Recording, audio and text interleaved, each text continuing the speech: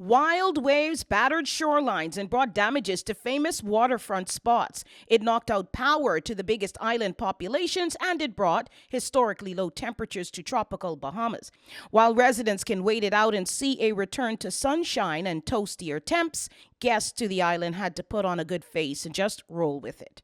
From New Jersey, a cute couple, and Michigan, a pair of adorable cousins. From France, newlyweds, and some locals too. It was unusual to see the warm weather wear and unusual to see a virtually empty Nassau Cruise Port. Only the Disney was docked, actually sheltering in place since it could not leave due to the ferocious waves.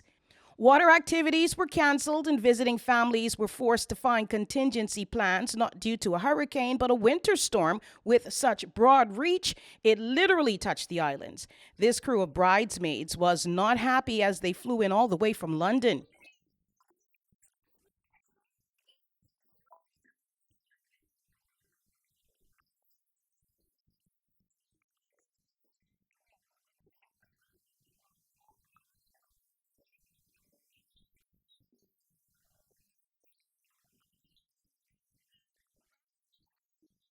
Incredibly, temperatures with wind chill factored in got into the 30s for the islands in the north.